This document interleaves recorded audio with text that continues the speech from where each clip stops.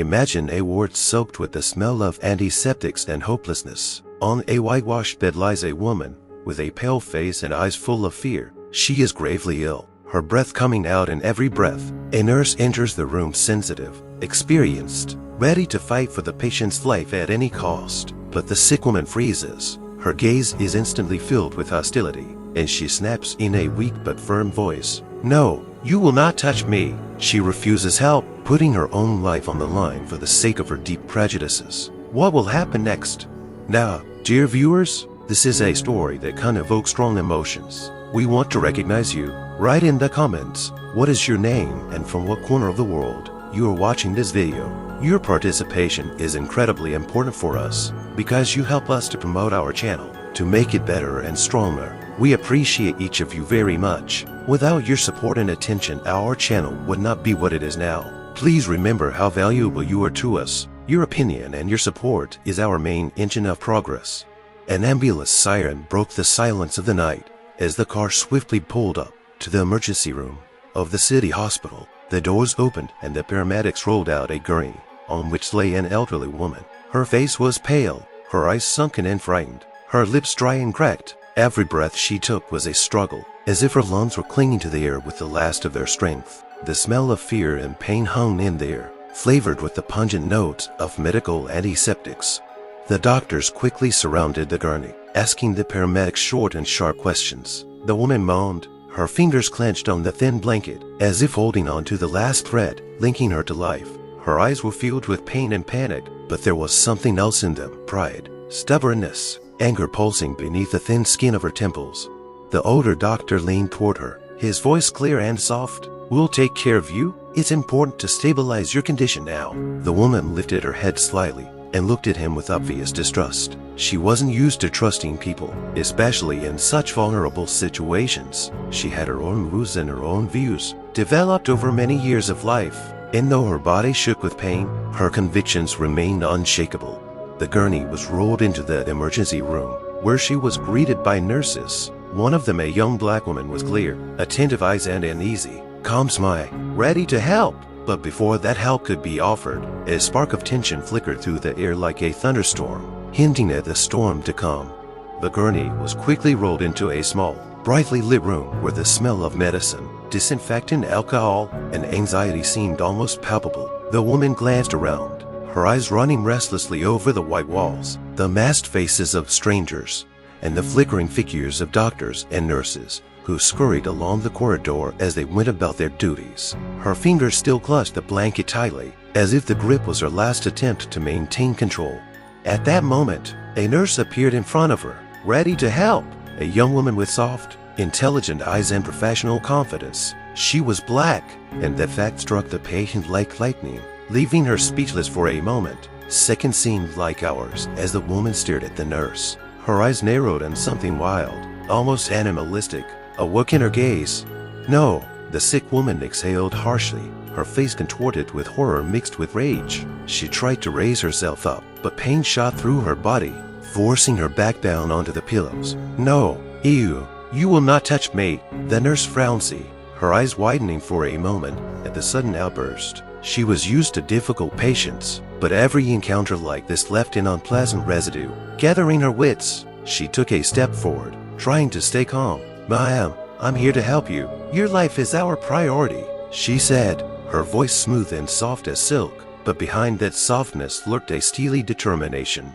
The nurse's words, however, only caused the patient to protest even more. The woman's face flushed red, and her weakened voice suddenly resounded with renewed vigor. "I won't allow it," she hissed, gulping for air like a fish on the shore. "I won't let someone like you touch me. Don't you dare." The air in the room became thick, as if everyone in the room was waiting with bated breath for what would happen next. The doctor standing nearby raised his eyebrows, frowned slightly, but didn't intervene. He knew that this was an inevitable part of their job, and realized that the nurse, despite her youth, could handle it, but his face also reflected the tension that pervaded the room.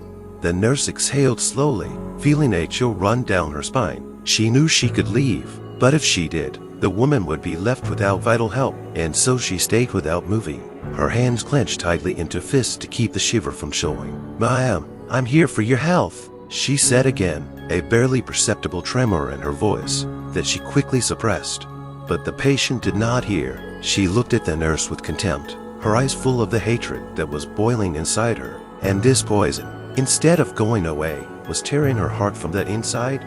The room grew quieter and quieter, as if the world around me was frowning, waiting for the next act of the drama. The nurse stood beside the bed, holding the blood pressure monitor and preparing the necessary medications. Her face remained professionally calm, but there was a flame of pain and tension in the depths of her eyes, caused by the patient's words.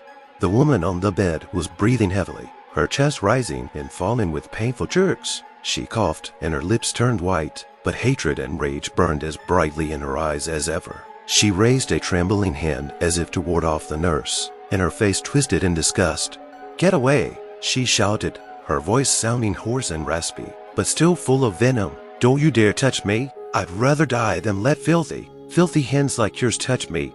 Each word flew into the air like hot coals, burning and hurting everything around them. The nurse flinched, but continued to stand still, though her hands trembled slightly. She had seen a lot of hatred and prejudice in her work, but every time, it still cut her to the core. "Ma'am, you need treatment. Your condition is getting worse." She tried again, holding back the resentment and despair that flooded her heart. But the woman on the bed seemed deaf to reason and common sense. Her eyes narrowed, and the insults continued to pour out of her mouth like a torrent of venom. "Don't you dare talk to me. You're already polluting the air with your presence." She spat on the floor, as if she wanted to express her contempt. "People like you don't belong here with decent, honorable people. How dare you rise up to us? How dare you think you can help? Get out while I can still talk. Get out." The nurse closed her eyes for a moment, clenching her teeth to keep her resentment at bay. She felt the weight of those words weighing on her chest, but she suppressed the pain, as she had done so many times before. Her job was to save lives, even if she was humiliated and despised for the color of her skin. She straightened again, looking at the woman with stern fortitude. Meanwhile, the patient's condition was clearly deteriorating. Her face became even paler, her lips turned blue, and her breathing became hoarse and intermittent. But even in the face of possible death, she refused to give in. She would rather suffer than let someone she considered unworthy save her life. The nurse took a deep breath, realizing that the fight for this woman's life would be even harder because of the hatred that was burning her from the inside out. The woman on the bed shuddered, a low, angry growl escaping from her throat that quickly turned into a hoarse scream. Her whole being seemed to be the embodiment of rage and hatred now, eating away at her like acid. She tried to pull herself up, her body shaking with weakness, but it didn't stop her. "How dare you stand here?" Her voice rang out, filled with anger, echoing through the walls of the hospital room. "How dare you even come near me? You think you're my equal? You think you have the right to touch me, a white woman? This is just outrageous." The screams cut through the atmosphere of the hospital, attracting the attention of the nursing staff and other patients. Concerned faces began to appear in the doorway, and the nurses looked around, holding their breath, unsure how to react. Some patients peered out of their rooms, some with curiosity, others with obvious annoyance, but all with undisguised surprise. "I will not have some black slave girl courting me," the woman continued to shout, her voice growing louder and louder, almost becoming a shriek. She threw out her insults like daggers, raining down every word on the nurse with a hatred that had been building up in her for decades. "You all should know your place. You should always have known your place. Get out of here. Get back to the filth you came from." The veins in her neck swelled and her face turned crimson, as if her rage had reached its peak.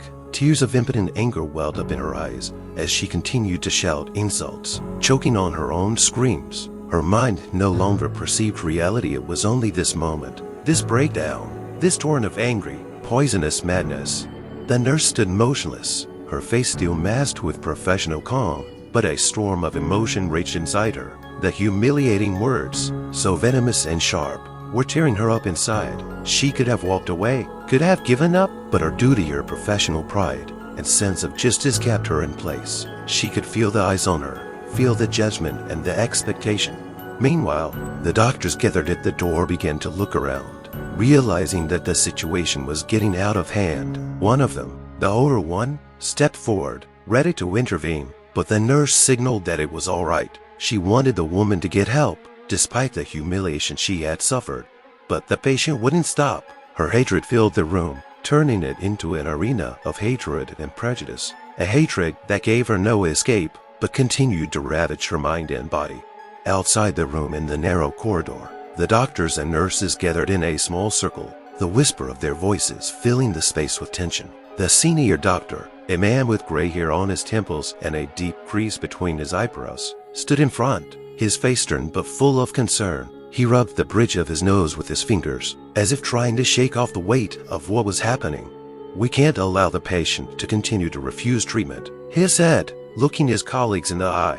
"Her condition is critical, and every moment lost only worsens her chances of recovery." A nurse, the one who had endured the hail of insults, stood a little behind her, trying to remain calm, but her hands were still trembling a little. Her colleagues exchanged sympathetic glances with her, realizing how painful it was for her to listen to all this. But now was the time to act, the time to find a way to help the patient. Despite her hatred, "We could call a social worker," one of the nurses suggested, her voice cautious. "Maybe he can talk to her, convince her to accept treatment." "Yes, but it will take time," the other doctor replied, shaking his head. "And we have limited time. We have an obligation to act now." The older doctor sighed, his gaze turning again to the black-clad nurse. "You don't have to continue this," he said softly but firmly. "We can try to find another specialist, though it may take a few hours. You don't have to endure this humiliation."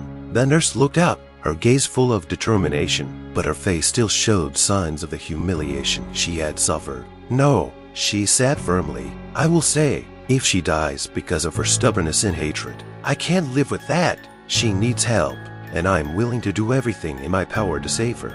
A silence ensued. The nurse's colleagues looked at her with respect, understanding her sacrifice and courage. It was an act of boundless professionalism that required incredible fortitude, but they also knew that confronting such deep prejudices leaves a mark that is not easily erased. "Okay," the senior doctor muttered, nodding, accepting her decision. "We'll be close by. If the situation gets out of hand again, we'll intervene, but everyone must follow protocols, regardless of our feelings. The patient's life is our priority." Medical ethics demanded that they take care of the patient despite the ordeal. The team understood that their job was not only to treat illnesses, but also to deal with such difficult and painful situations while maintaining dignity and compassion. Night had fallen on the hospital, bringing with it an ominous silence that was occasionally broken only by the sounds of equipment and the muffled footsteps of the staff on duty. In the dark ward, illuminated only by the dim light of the monitors, the woman's condition deteriorated dramatically. Her breathing became hoarse. Her chest was convulsively rising and falling, as if the air was not salvation, but poison, poisoning her body. Cold sweat beaded on her forehead, and her trembling hands clung helplessly to the sheets. La nurse, the same one who had endured the humiliation, heard the sharp beep of the monitor warning of danger. Her heart clenched with alarm, but she quickly pulled herself together and entered the room. Her eyes adjusted to the low light as she saw the patient writhing in pain, her lips blue and her face ashy gray.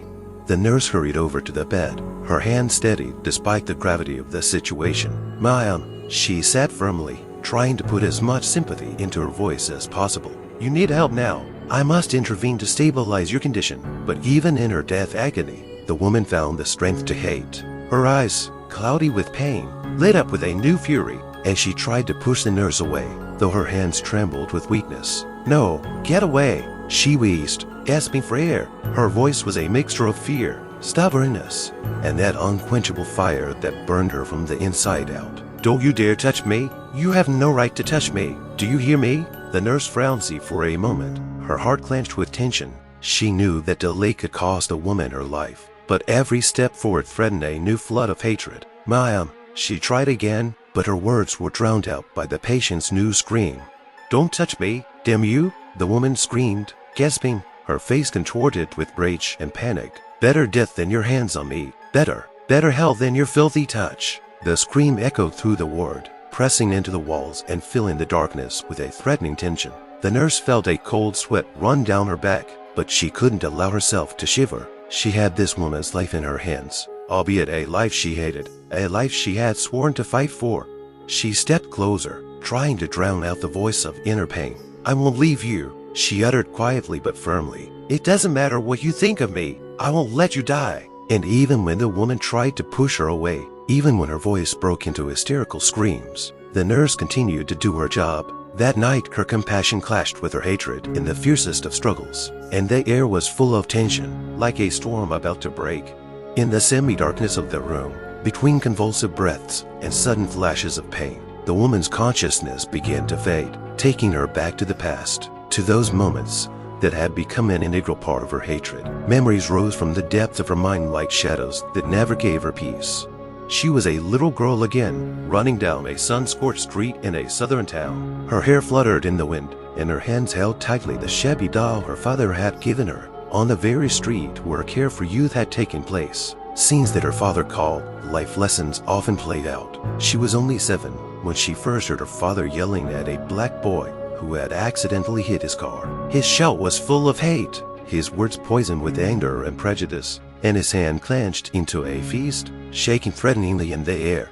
"Never forget, sweetheart," her father spoke, sitting her on his lap and stroking her head, his voice heavy, full of conviction. "They're the filth. They are the danger. We are above them. We are better than them. This world has always been divided into us and them. It always has been, and it always will be." Those words, so venomous and cruel, were deeply embedded in her mind as undeniable truth. She saw her mother, lips pressed into a thin line, supporting her father, nodding in agreement. It was always said in their house that progress was an illusion, that they could never be equal, that the world crumbled when they began to rise. These beliefs were like walls around her mind, unbreakable, solid. During her teenage years, as the school became increasingly filled with children of different races, the woman became more withdrawn. She listened to her friends and acquaintances discuss black students with disdain, their successes attributed to preferential treatment and undeserved benefits. They laughed at those who dreamed of equality, believing it to be foolishness, not realizing that this laughter was the product of fear and prejudice. And here she is again on the cusp of her adolescence when she first sees her brother arguing with a black laborer the family had hired to repair the house. Her brother took her hand that day, squeezing it so hard it hurt, and whispered, "They're taking everything from us. Our jobs, our land, our status. Don't ever let them get close. Remember, they are the enemy." Those words echoed in her mind even now, as she lay in the hospital room, choking with pain and fear. Those memories, bitter, cruel, fueled her hatred, turning every generation of her family into guardians of prejudice. She grew up surrounded by these beliefs, believing in them as the only truth. Images of her father, furious, and her mother, nodding silently in agreement, burst through the memories. Their world was divided into us and them. And in that moment, as the black nurse stood beside her again, reaching out to help, the woman felt her past and present collide. The echo of the fear, the hatred that kept her from letting go of her ancestors' pain. The memories filled her with bitterness and bitterness, feeding the hatred that burned her from the inside out even now, at the most critical moment of her life. In the silence of the hospital corridor, a nurse paused for a moment, leaning against the wall and closing her eyes. Her heart was still clenched from the pain, from the words that seemed to cut her apart, leaving invisible but deep wounds. The woman in the room was hurling insults and hatred like burning embers, and no matter how hard the nurse tried, the words penetrated her soul, fueling anger, resentment, and despair. She inhaled deeply, trying to curb the emotions raging inside. "Stay calm," she mentally repeated to herself. "Be professional. Be above it." But even her iron will was at its limit. She'd had to deal with prejudice many times over the years in medicine, but each time it left deep marks, reminding her how hard it was to be a black woman whose help was rejected because of the color of her skin. Her thoughts drifted back to the day she had first decided to become a nurse. She remembered how, as a child, her mother, who worked at the local clinic, often came home tired but with a warm smile on her face. "We're here to help," her mother would say, sitting down next to her daughter and gently touching her arm. "Even if we aren't appreciated, even if the world isn't fair, we can make it a better place for someone. One good deed, one person saved, is a victory." Those words stayed with her forever. She grew up looking up to her mother as an example of resilience, strength, and compassion. She dreamed of the day when she would be able to save lives, to help people, even if they were not grateful. After all, for her, medicine was not just a job, but a calling. It was her way of fighting for a better future, for equality, for proving that skin color doesn't make you better or worse. But facing such overt racism as today was an ordeal that was always hard to bear. The nurse took another deep breath, feeling the tears staining her eyes, but she didn't let them spill over. She knew she had no right to show her weakness, especially now. My place is here, she reminded herself. I'm needed here, regardless of who accepts me and who rejects me. My mission is to save lives. She remembered the patients she had managed to treat, their grateful smiles, the warm words that, oh rare, warmed her heart. She remembered the woman, a mother of 3, who held her hand, tears of gratitude in her eyes, after the nurse had helped save her life. Those memories became a shield for her, protecting her from the poisonous words she heard from others. I'm here to serve life, she repeated, feeling her resolve grow strong again. Yes, it had hurt. Yes, it had been unfair, but she knew her strength was in resilience and in compassion, even for those who hated her, even for those who pushed away her helping hand, because she had faith in her heart that one day the world would change, and her work would be part of that change.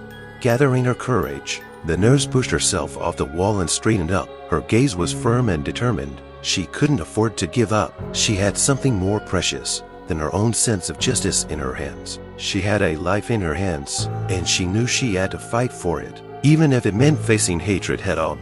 The nurse returned to the room, holding everything she needed to stabilize the patient. The mask of professional calm was back on her face, but the wound from the previous insults still burned inside. The woman on the bed was visibly weaker. Her face, pale and gaunt, seemed almost transparent, and her breath was struggling to escape from her chest. But even so, her eyes still burned with the contempt of a hunted beast that, oh doomed, rushes at its enemy.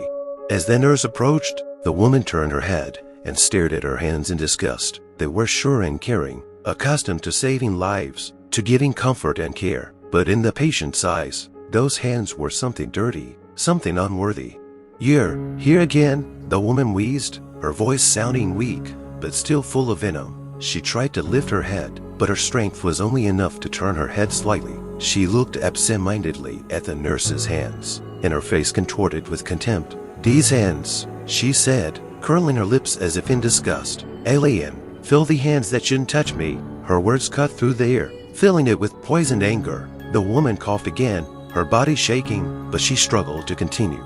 You think you can treat people, touch us with your vile fingers? It's a disgrace that you were even allowed here. To the likes of me.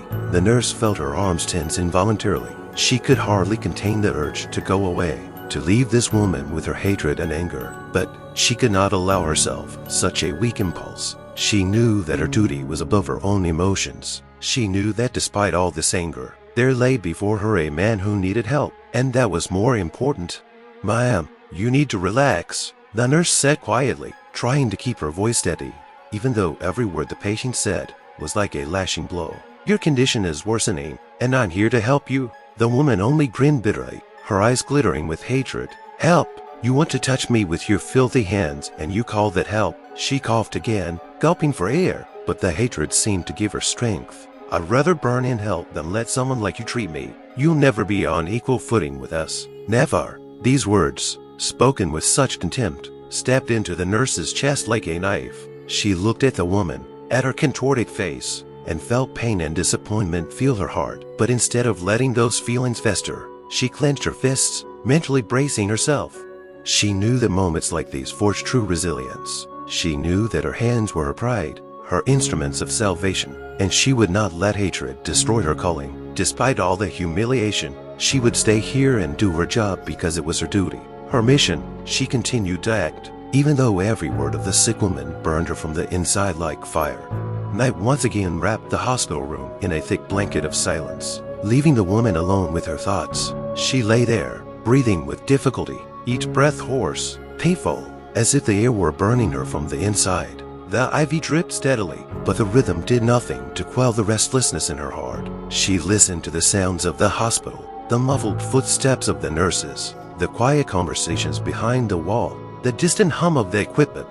Death, she could feel its proximity. Cold, clammy fear crept into her mind, racking her thoughts, reminding her of its inevitability. Never in her life had she felt so helpless. Her body, once full of strength and confidence, was now failing her. She felt her life slowly ebbing away like sand through her fingers, leaving her in agony.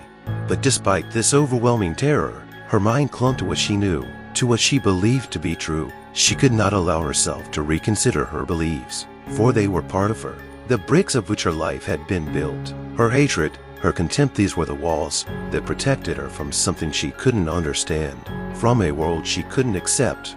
She remembered her father, his menacing voice when he spoke of purity and pride, when he explained to her that people must not forget their place. His words had been her guidance, her light in the dark, her anchor. But now that anchor was pulling her down into the abyss, and still she clung to it, as if it were the last bastion of certainty in a world that was suddenly too frightening. In the darkness, her mind returned again and again to the image of the nurse, her strong, caring hands that she so despised, those soft eyes in which she tried not to see the man. How could life be so unfair as to make her, dying, dependent on someone she thought unworthy? What was the lesson, if a lesson at all?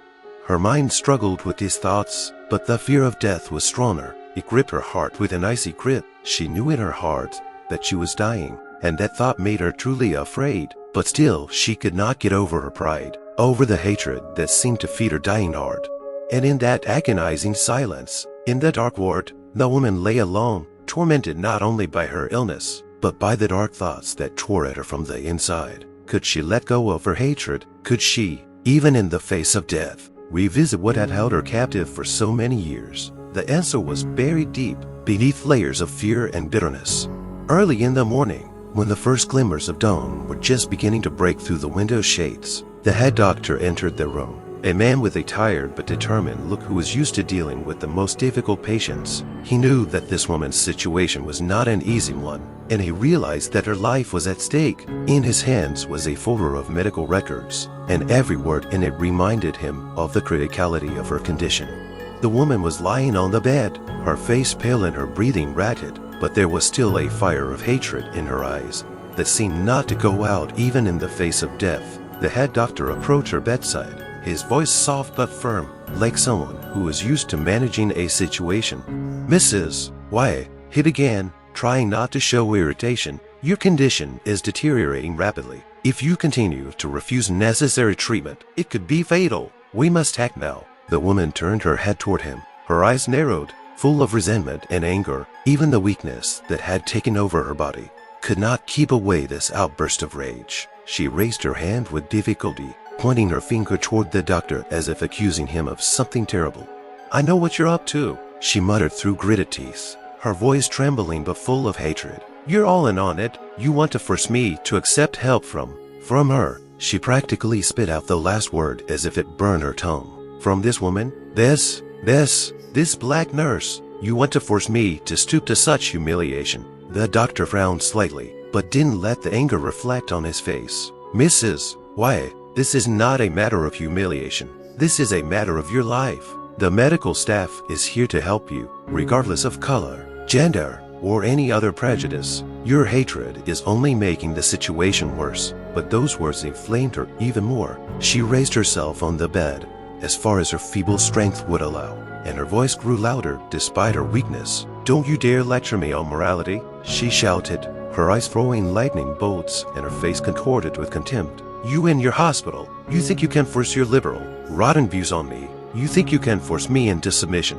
break my pride. I'd rather die than let someone like her touch me. I'd rather die. Do you hear me?" Her scream echoed through the room, causing the doctors and nurses outside the door to freeze. The head doctor clenched his jaw, but kept his composure. He had seen many patients face their pain, their anger, their fear, but this kind of hatred, this kind of lingering, festering hatred was something special, something that hurt not only those it was directed at, but the one who carried it.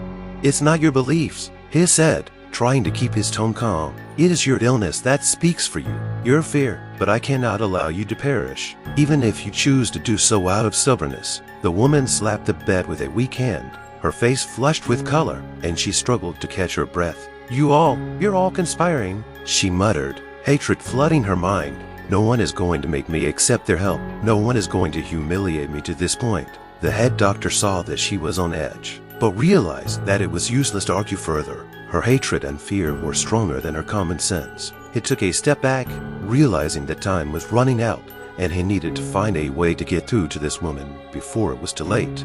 In a room divided by thin curtains, tension rose like a thick fog, filling every crevice. The woman's words echoed in the enclosed space, leaving behind an electric charge that reeked of irritation and fear in the air. Within these walls, where people were fighting for their lives, the outbursts of hatred seemed especially painful, shattering the fragile sense of calm that the medics were struggling to maintain. The neighbors in the ward, all in varying degrees of distress and vulnerability, watched anxiously. The old woman lying in the bed by the window crossed herself silently, her lips moving in a mute murmur of prayer. She heard the screams and insults, saw the tears rolling down the black nurse's cheeks as she left the room last time, and her heart ached for the girl who had so bravely endured the humiliation. "Poor child," the old woman whispered under her breath, grasping the rosary in her hands as if she could find comfort in it. She looked toward the bed where the sick woman lay, her face frowning in a mixture of contempt and rage. The old woman sighed. She knew that hatred would never save anyone. In the next bed, a young man, only recently admitted to the hospital with an accident injury, listened to the patient's screams with a frown. He couldn't understand how there could be so much anger left in a person, even with death literally breathing down his neck. He shook his head, trying to focus his thoughts, but the silence was too fragile, too full of tension to ignore. Another patient, a middle-aged woman with a tired, pained face, suddenly whispered something to her husband sitting next to her bed. "Did you hear what she said? I mean, it's just disgusting." Her eyes glittered with indignation as she clutched her husband's hand, as if the very hatred that hovered in the air could reach her as well. But not all were united in their condemnation. The man with the oxygen mask, lying in the far corner, was known among the nurses as a man of staid, old-fashioned views. He lifted his head and snorted, eyeing the indignant nurse who was trying to gather herself in the doorway. "Well," he muttered, his voice weak but still imbued with derision, "maybe she's right. No one asked someone like her to touch us." The words made the other patients stir, and the atmosphere in the room became almost palpable, like the electrified air before a thunderstorm. Someone whispered back, but they didn't dare express their opinions loudly, for fear of stirring up more conflict. The tension was so thick that you could hear people catching their breath, afraid to break the shaky, tense silence. The nurse who stood in the doorway felt her hands trembling again. She had heard not only the sick woman's insults, but also these whispers, these angry comments from the far corner. Her gaze met the eyes of the old woman at the window, who looked at her with quiet sympathy, and it gave her the tiny spark of support she desperately needed. But the tension in the room continued to rise like the heat before an explosion. Everyone realized that this situation was more than just a dispute about treatment. It was a clash of past and present, of hatred and humanity that left invisible but deep cracks in its wake. The nurse hurried out of the room, trying to hold back the tears that burned her eyes. The sick woman's words, filled with hatred and contempt, echoed in her head like heavy hammer blows, shattering the carefully constructed walls of her professional composure. Her heart pounded, and she felt a lump in her throat that made it hard to breathe. She crossed the hallway, almost running to the staff room. She slammed the door behind her and leaned back against the wall, pulling the mask off her face and covering her face with her hands. Tears streamed down her cheeks, warm and bitter, mixing with her heavy breathing. She could no longer contain the resentment, anger, and deep fatigue that was building up in her soul. She felt the weight of all the humiliation weighing down on her, tearing her apart from the inside. Her sobs echoed through the room, and soon the door opened. Her colleague entered, an elderly nurse with kind and tired eyes that had seen much suffering and injustice. She approached the young woman and gently placed a hand on her shoulder. "Honey, you don't have to keep this to yourself," she said softly, her voice warm and caring. "We all saw what happened. It's not fair. No one should have to endure that kind of hatred." The young nurse finally gave vent to her grief, her shoulders shaking with sobs. Why are people still so cruel?" she burst out, the words coming off in a desperate wheeze. "Why do we have to put up with it, even when we're just trying to help?" Another nurse, a young woman, entered the room and joined their small circle of support. "We're all with you," she said, her eyes glistening with her own suppressed emotions. "We know how hard this is to bear. You're doing the best you can, and more. You're strong." But pain and anger still tore at the young nurse's soul. She wiped away the tears, but they continued to roll down her cheeks. "Sometimes I just don't understand why," she said, her voice full of resentment. Why do I have to prove that I'm worthy, that I'm capable of helping, just because I have a different skin color? Why does it still matter? The elderly nurse hugged her tightly, trying to convey some warmth and comfort to her. Because the world is still imperfect, she said softly, but every day you come here, every time you choose compassion over hate, you change this world. It's hard, but you're not alone. We stand with you. The words of her co-workers dulled the pain a little, helping to bring back a sense of support. There were people around her who understood, who saw her suffering and were willing to be there for her. But even this small respite couldn't completely drown out the rage and despair that still bubbled in her chest. There was a heavy silence in the room again, broken only by the hoarse breathing of the woman writhing in her hospital bed. Pain rippled through her body in waves, like a fire burning out every nerve. She clutched the sheets to her white knuckles, her face contorted in agony. Every breath she took was labored, as if life itself was slipping out of her chest, bursting out with painful effort.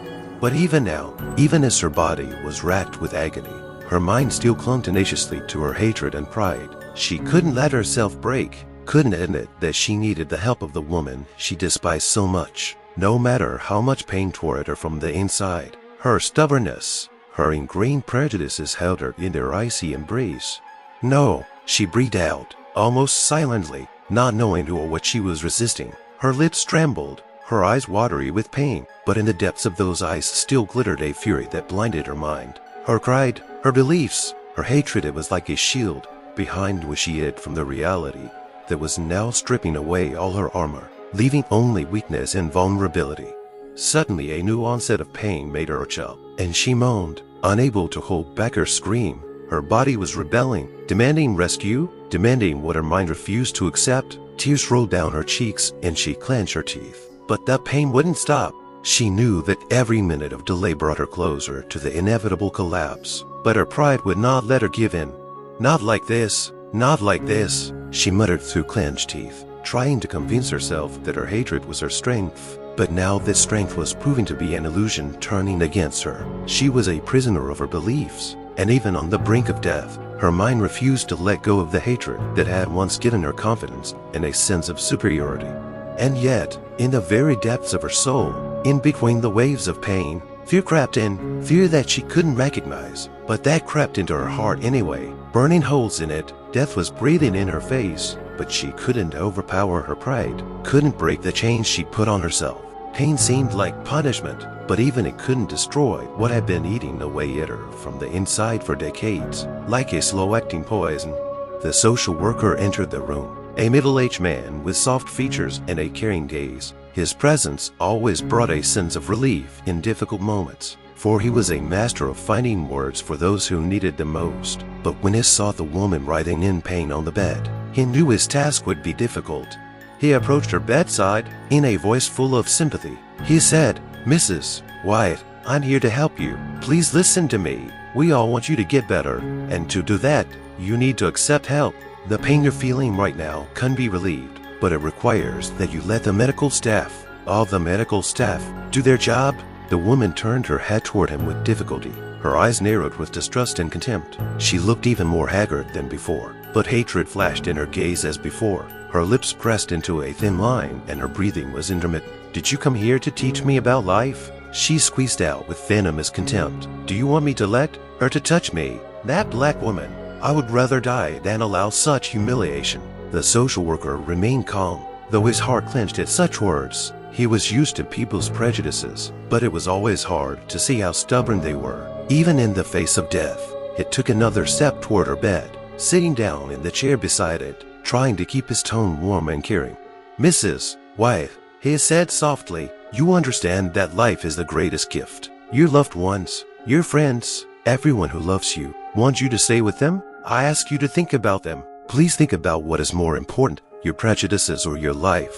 The woman snorted, but her laughter was painful and intermittent, more like a wheeze. She glared at him, as if the naive conversation was something unbearably stupid to her. "You don't understand anything," she spat out, her voice filled with bitterness and weariness. "These people, they will never be our equals. I've heard that all my life, and it won't change. I will not allow them to come near me. I'd rather leave this world proud than accept help from them." The social worker understood.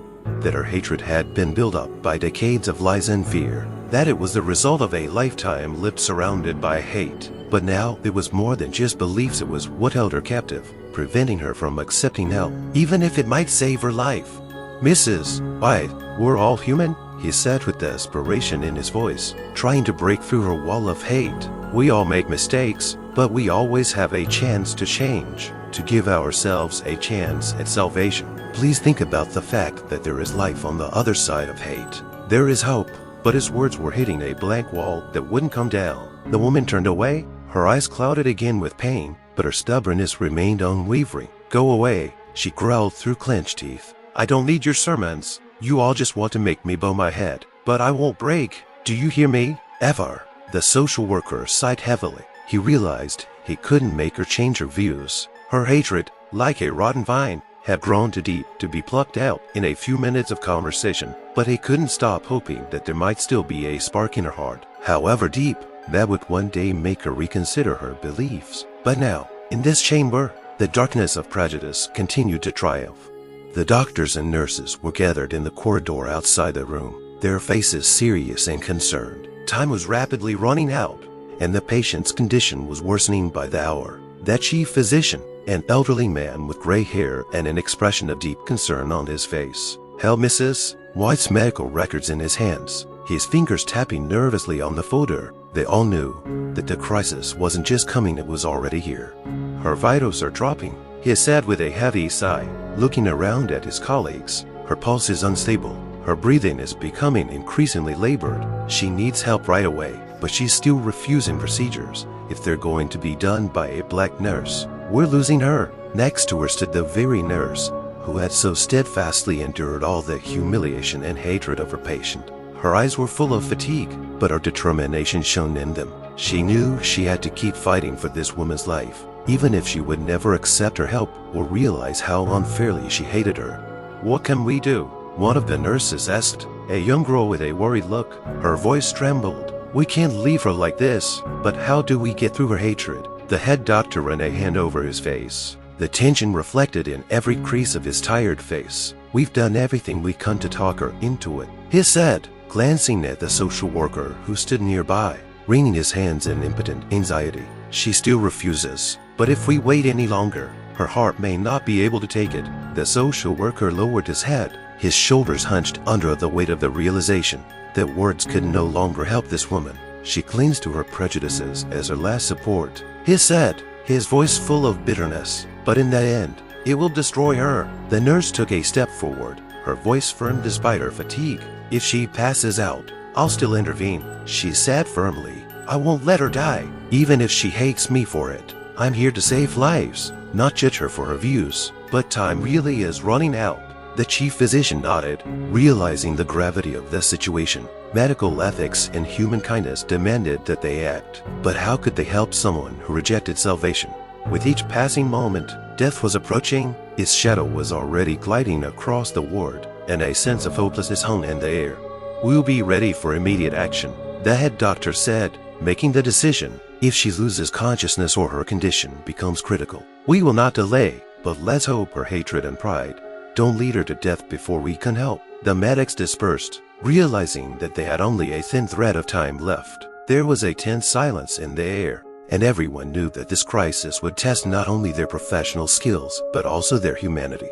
The nurse took a deep breath as she stood in front of the room door. She knew that behind that door awaited her not just a patient, but a person who hated her to the core, a person who refused her help because of who she was. Her heart clenched at the memory of the venomous words that had come off Mrs. White's lips, but she forced herself to pull herself together. She wasn't here for recognition or gratitude. She was here for her mission to save lives. Scraps of the comforting words of her colleagues who had supported her in the staff room flashed through her mind, and the strength of those words gave her an extra boost of determination. She adjusted the mask on her face again, clenched her hands into fists to stop the shaking, and pushed open the door. There was an anxious silence in the room. Mrs. White lay on the bed, her breathing barely audible, her face even paler, her eyes fixed on the ceiling, as if she were trying to ignore the world around her. But when the door opened and a nurse entered the room, the patient turned her head, her gaze sharpened, and the familiar contempt flashed again. You again, she wheezed, her voice weak but still filled with hatred. Deaf and implacable, how many times do I have to tell you to make you understand? I don't want you to touch me. The nurse felt a painful prick in her chest, but quickly suppressed the feeling. Her face remained calm, her eyes focused. She stepped forward, holding a tray of medications and medical devices. Mrs. White, she said softly but firmly, I'm here to help you. Your condition is worsening, and I can't stand by.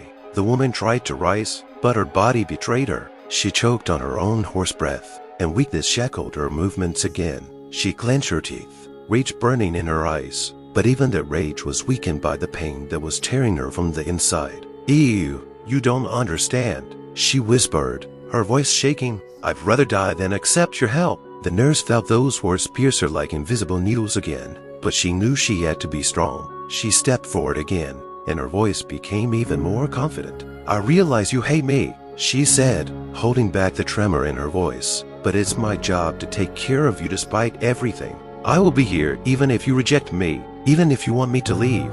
I won't let you die. Mrs. White, I won't back down. The patient tried to say something again, but her voice faded into a weak croak. Her body was again pierced by a wave of pain, and she squeezed her eyes shut, trying to hold back the tears. But even as she lay there, broken physically, her pride and prejudice continued to bind her mind. She turned away, not wanting to look at the nurse again, but she knew it was her duty to stay, to be there for her, despite all the hatred that descended upon her. Leaning over the patient, the nurse began checking her vitals, gently touching her arm, as if each gesture were an act of unwavering compassion. Her own heart was still heavy from the humiliation, but she realized that the real strength was to keep fighting for another person's life, even if that person refused to see you as a human being. Mrs. White lay in her bed, listening through a veil of pain and fading rage to what was happening outside the door. She closed her eyes, trying to quiet her own heartbeat, but suddenly, her attention was drawn to a conversation in the hallway. The voices were muffled, but clear enough that she could make out the words. It was the voice of the same nurse, the woman whose presence had made her hate her so much, but whose voice was soft but firm now, imbued with unwavering determination. It sounded tired, but there was no trace of malice in it, only concern and sincere dedication. I won't give up, the nurse was telling her coworkers, her voice shaking a little from fatigue, but full of determination. Yes, she hates me. Yes, she wants me gone, but that doesn't change the fact that I am here to help her. I can't just turn my back. If I let her die because she hates me, I'll lose part of myself, part of why I chose this profession in the first place. Another voice, softer and calmer, replied, You've already done more than anyone would expect. No one blames you if you leave. This is incredibly hard, and you don't have to put up with it. The nurse sighed heavily, and in her next answer, wondered not only persistence but deep human pain. But I want to stay, she said, not to prove anything to her or anyone else, but because it's the right thing to do, because every life matters, even if that life hates me. If I give up, who's going to fight for those who don't see us as people? We have to be the ones who show humanity, even when it's impossible. There was a brief silence outside the door, and Mrs. White, lying in the ward, suddenly felt something prick her heart. The nurse's words suddenly broke through the armor of her pride and hatred. The woman she so desperately despised was standing there, outside the door, speaking of her desire to help her even in spite of all the pain and humiliation she had endured. There was no rebuke in those words, no hatred in return, only an unwavering devotion to her calling. Mrs. White opened her eyes, and her gaze clouded, not from pain, but from a feeling she could not at once understand. She remembered how her own hatred and fear had always determined her actions, how they had made her reject all help, but now, hearing the earnest care and determination of this nurse, she suddenly felt her unyielding hatred begin to crack like old, brittle ice. For the first time in a long time, confusion crept into her heart. She couldn't explain why those words had moved her, why there was something in them that made her doubt. The tears she'd been trying not to show came to her eyes again, but this time they were caused by something else, something she couldn't admit even to herself. The room grew quieter and quieter, and even the machines that monitored Mrs. White's vital signs seemed muted, as if the hospital itself was frowning in anticipation. The woman lay motionless, her body seeming heavy and alien, as if she no longer belonged to herself. Her breathing became more and more erratic, and her chest heaved with each breath. Her heart was beating so weakly that she thought it was about to stop.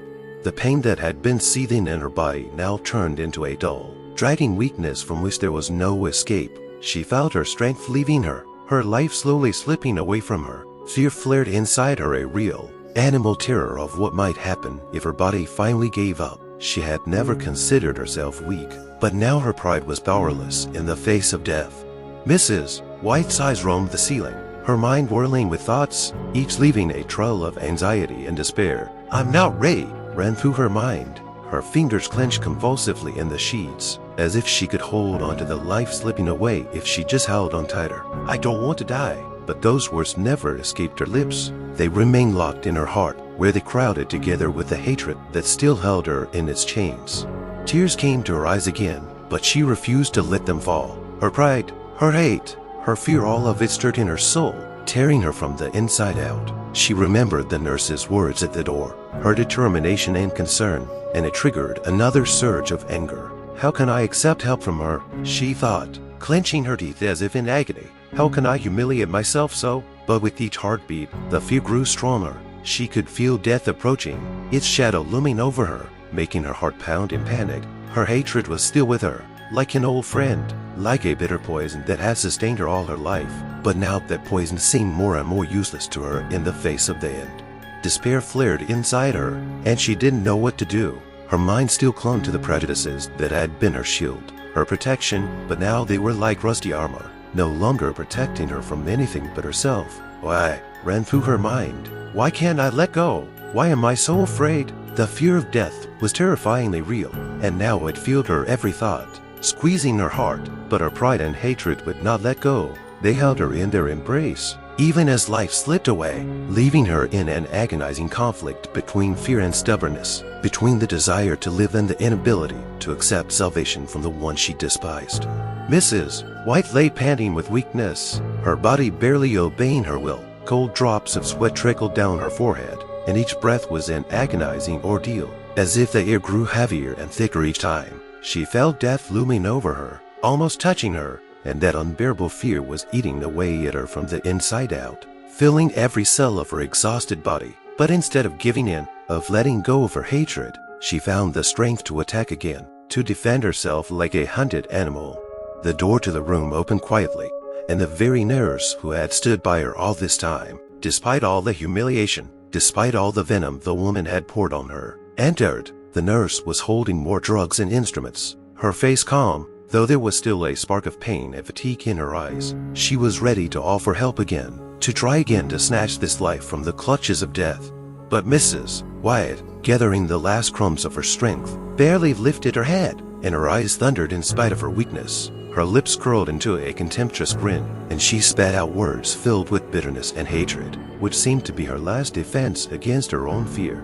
"Don't come any closer," she wheezed, her voice weak but still full of venom. "I don't want to see your face. I don't want to feel your hands on me. I'd rather die than let you touch me." She paused, gulping for air, and the fire of dying rage flashed in her eyes. "You will never be my equal. You are nothing, dirt beneath my feet. I do not recognize you, and I never will. Do you hear me?" The nurse stopped, her fingers tightening around the medical instruments for a moment. Those words pierced her again, like sharp daggers, stabbing into her heart. She closed her eyes for a split second, trying to cope with the pain. With this sense of injustice that flooded her again, she felt as if this woman's words were enveloping her, eating away at her resilience, trying to destroy her humanity. But she knew she couldn't let it break her. She took a deep breath and opened her eyes, full not of tears but of determination. She stepped closer and set the tray of instruments on the table by the bed, trying to stay upright, even though her heart was broken. She could see Mrs. White clenching her fists, trying to suppress her weakness with hatred, but she could also see that there was something more behind that hatred, something fragile and frightening. The nurse could hardly hold back her tears, but her voice remained firm and calm. "You can hate me," she said quietly, but there was a strength in her words that Mrs. White could not understand. "You can say whatever you want, but I'm here to save your life, not to prove anything to you, not to gain your acceptance, but because this is my job and I believe in it. Your words won't make me back down." But Mrs. White continued to stare at her with hatred, trying to hide how scared she was. "Ew, you're just playing a part," she growled, her voice trembling again with a note of weakness in it. "You're doing this to prove something, to make me humiliate myself in front of you. But you won't get that pleasure. Do you hear me? You won't get it." The nurse saw something flash in the woman's eyes that she knew all too well. Fear. It fought in that case, hiding behind the rage. But it was still evident, and suddenly she realized that this hatred was the shield. The woman was trying to protect herself from her vulnerability, a shield that was becoming less and less reliable with each passing moment. "Mrs. Wyatt," the nurse pronounced with quiet insistence, "your life is important. Even if you don't want to accept my help, I'm here, and I'm not leaving, because this isn't about pride or humiliation. It's about salvation, about humanity." The woman turned away, her lips trembling and her heart racing. She still couldn't let herself break, couldn't let go of her hatred, but an unquenchable conflict was brewing in her soul. The fear of death was beating inside her, and she clung desperately to her hatred as her last support, even as it grew increasingly shaky. Mrs. White's words vanished like a bitter whisper, as her body suddenly collapsed, and her head rested lifelessly on the pillow. Her eyes rolled back, and her lips, which had recently been spewing venom, turned pale and withered. A faint, barely audible exhalation escaped her lips, and the machine that monitored her vital signs abruptly sounded an alarm. Mrs. White's heart began to race, and every second of delay could be her last. The nurse standing next to her felt her heart clench in her chest. All the insults, all the hatred she had endured from this woman seemed to fade away for a moment, leaving only professional duty and the infinite humanity that lived in her heart. She could not allow herself to ponder or doubt, not when a human life depended on her actions. "Go blue," she shouted, hitting the emergency button and leaning over to Mrs. White. There wasn't an ounce of hesitation in her movements. Despite everything she'd been through these past few days, she knew her hands had to act quickly and decisively, and her own pain of humiliation no longer mattered. All that mattered now was this life slipping from her hands. She quickly assessed the woman's condition, checking the pulse on her thin, cold neck. Mrs. White's heart was beating more and more weakly, and the nurse began to do what was necessary to resuscitate her. She gently but determinedly lifted the woman, preparing to administer drugs and maintain breathing. Over her shoulder came the sounds of rushing colleagues. Doctors and nurses rushed into the room to help, but she was the one who first began the fight for Mrs. White's life. Her hands, the very hands that the woman had so despised, were now touching her with infinite care and skill. She was doing everything she could to bring her back to life, to make her heart beat again with the same vigor. The whole room was filled with tension, doctors giving orders, nurses handing over equipment, all of them a team fighting for this life. The senior doctor, seeing the nurse acting with utmost concentration, put a hand on her shoulder to support her. "We're here," he said, but she didn't need confirmation. She already knew she was doing her best, as she wasn't about to back down. The pain and humiliation Mrs. White had inflicted on her still burned in her soul, but they couldn't douse her resolve.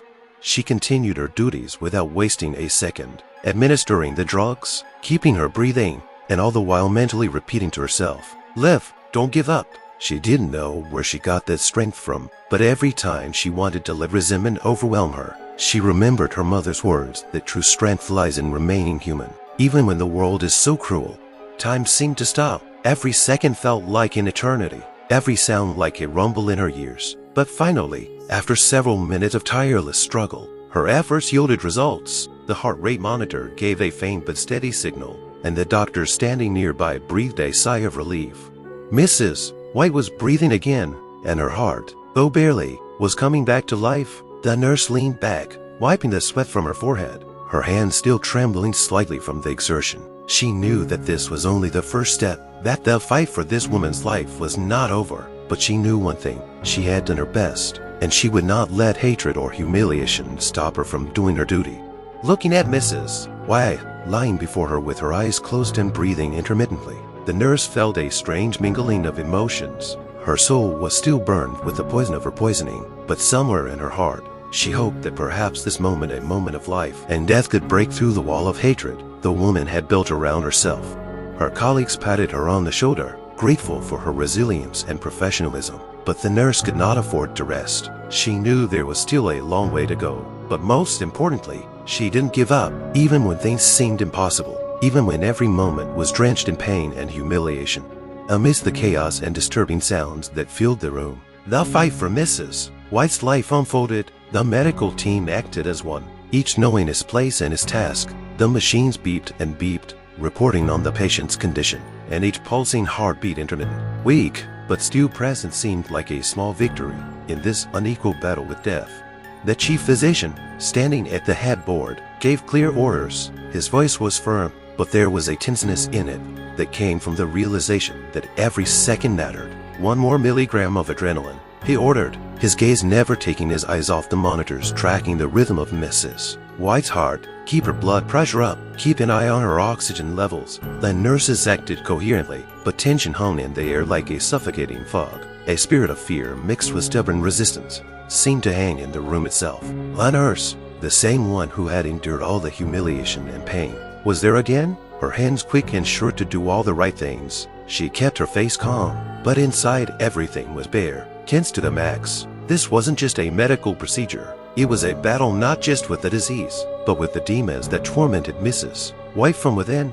"Come on, Mrs. White," the nurse said quietly, unable to hold back the impulse, her voice sounding almost like a prayer. "We can't give up now. Live, fight for your life. Even if you don't want to accept my help, don't let this hatred carry you away." The words were quiet, but they echoed in a room where every sound was meaningful. The doctor standing next to her cast a brief, understanding glance at her. He knew how much effort this nurse had put into this moment, how she had stayed here despite everything, fighting for the life of the one who had rejected her. There was no anger in her eyes, no hatred in return, only weariness and hope that her efforts would not be in vain. The machines beeped again, and Mrs. White's heart seemed to falter again. The team worked instantly.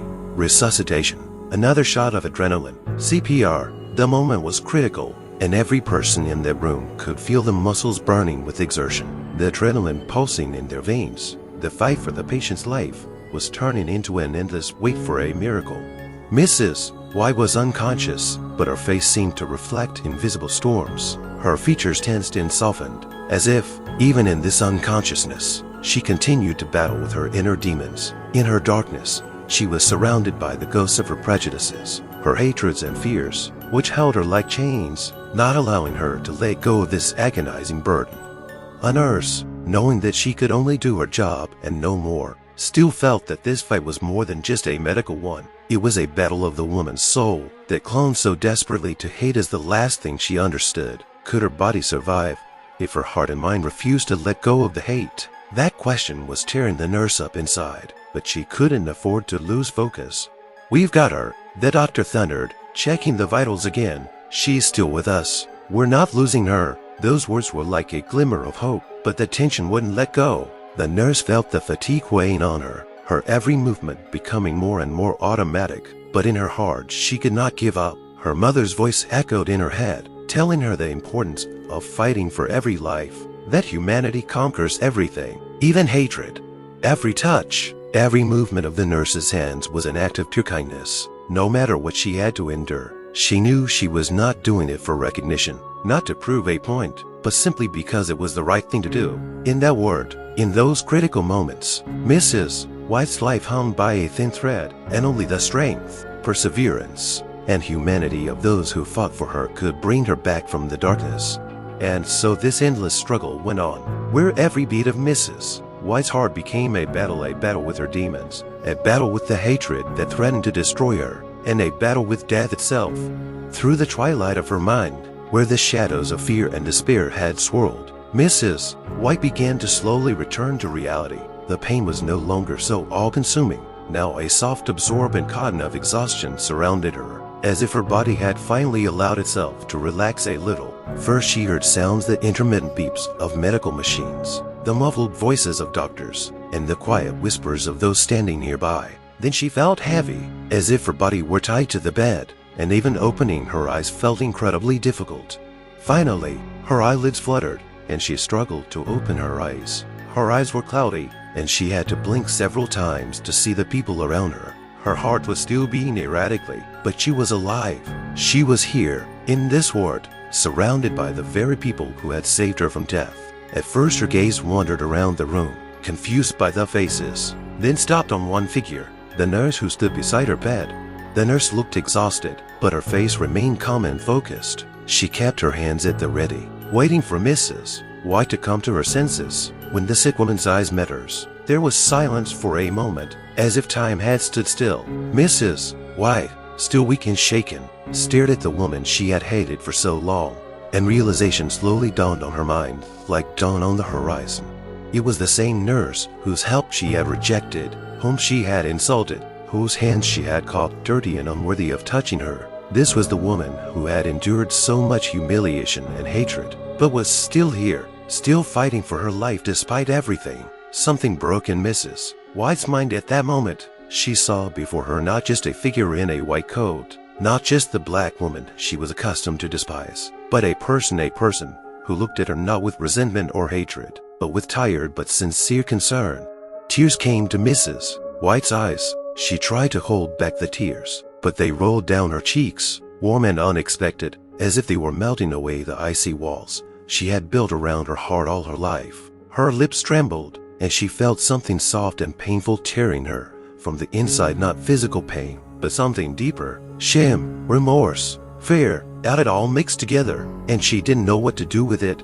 Ew, she mumbled, her voice weak and hoarse, but it was no longer as harsh as before. She couldn't find the words to express all the emotions that were searching over her. Her pride, her hatred, her views that she had lived by for so many years, all of it suddenly seemed so weak, so pathetic in the face of the infinite humanity that stood before her. The nurse looked at her, and there was no triumph or contempt in her eyes, only weariness and a quiet kindness that Mrs. White could not understand. The woman who had just returned from the threshold of death felt the tears streaming down her face again, and she could hold them no longer. She tried to speak, but the words stuck in her throat, turning into inarticulate sobs.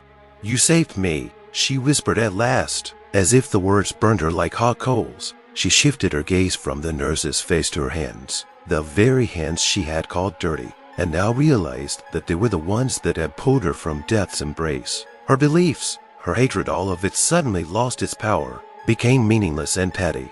The nurse stood silent, watching the woman with a faint shadow of doubt in her eyes. She could see the struggle simmering in Mrs. White's soul, her prejudices crumbling under the weight of what she had just experienced. The nurse didn't expect an apology. She didn't expect a confession. She knew change was a long and difficult road, but in that moment, she noticed the first crack in the armor of hatred the woman had worn all her life. Mrs. White closed her eyes again, tears still streaming down her face. She felt her heart, barely saved, pounding in her chest, and with each beat the question resounded in her soul. Why? Why was she letting hate rule her life? Why did she cling to this poison that had nearly taken her life? She didn't know the answer, but for the first time in a long time her hatred weakened, and a faint spark of doubt flickered in her heart. After the doctors were satisfied that Mrs. White was stabilized and the emergency was over, the room was once again painfully quiet. The medical devices measured her pulse, faint but steady. The hospital staff gradually dispersed, leaving Mrs. White in the semi-darkness of the room. Only one figure lingered in the doorway, a nurse who couldn't leave so easily, despite her tiredness, exhaustion, and the emotional weight she carried on her shoulders. Mrs. White lay still, hardly aware that she was still alive. Her heart was still beating, and each beat was a painful reminder of how close she was to the edge. Thoughts swarmed through her head, confused and restless, but one realization plagued her most of all. She had been saved by someone she hated. The woman she had insulted, humiliated, called dirty and unworthy, had fought for her life at the most critical moment, as if hate didn't matter. Memories of the insults she had shouted at the nurse surfaced in her mind like poisonous stains. She remembered every hard look, every humiliating word, every contemptuous remark she had hurled with the persistence that her pride and fear had engendered. Now, after she had survived the near-death experience, those words resonated in her mind with renewed vigor, but instead of strengthening her convictions, they only caused bitterness and a heavy sense of shame. The nurse stood in the doorway, watching Mrs. White in silence. She didn't expect an apology, didn't expect remorse. She just wanted to make sure she was all right, that her efforts hadn't been in vain.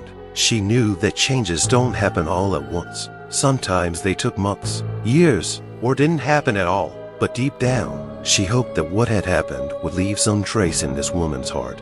Mrs. White turned her head and looked at the nurse. There was still a vestige of her former haughtiness in her gaze, but there were other emotions in it now: confusion, weakness, something subtly fragile. They looked at each other in silence, and the silence between them was filled with something that words cannot describe. Mrs. White wanted to say something, but her lips never found the right words. She wanted to hold back her pride, her anger, but instead she felt that hatred bitter on her tongue like a poison pill. She averted her eyes, and her body shook with a mixture of fatigue and confusion. Her mind was in disarray, as if her world had suddenly lost its former clarity. Everything she had believed in, everything she had been taught suddenly, it was all shaky, unstable. But that fear of change, of admitting she was wrong, was still too strong. It clung to her like an old, hated friend who couldn't be let go.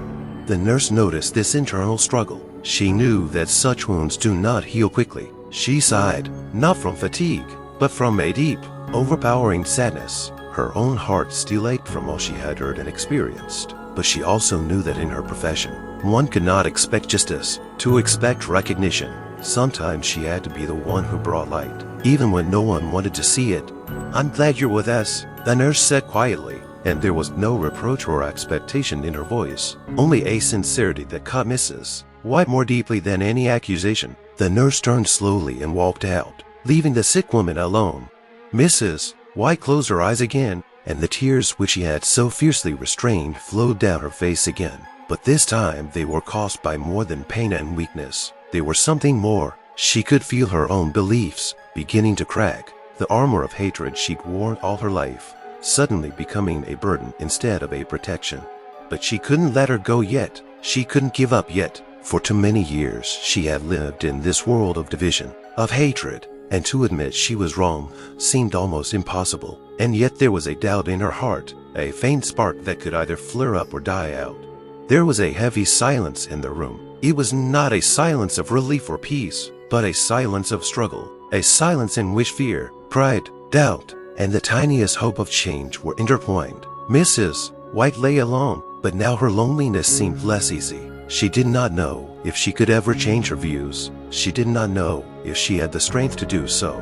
The open ending to her story was left hanging in the air like an unfinished melody. Maybe she would remain a prisoner of her beliefs, or maybe that spark of doubt would someday grow into something more. But now, for the first time in a long time, something new had settled in her heart, something she didn't yet know how to explain, something that could be the beginning or the end. If this story touched you, we'd love to know what you think. What do you think about what happened to Mrs. White? Do you believe that people can change, even when their prejudices are strong? Have you faced racism or hatred yourself? And how did you handle these situations? Please share your thoughts and stories in the comments. We really need to hear from you. You are incredibly important to us. Every word you say, every reaction you give helps us become better, more meaningful, and more moving stories. We value each and every one of you, and your support makes our community so strong and warm. If you like this story and want to be with us, don't forget to subscribe to the channel and give us a like. This helps us share our stories with even more people. We wish you a good day and sincerely thank you for spending time with us. We hope our stories continue to inspire and make you think. Be kind to each other and always remain human.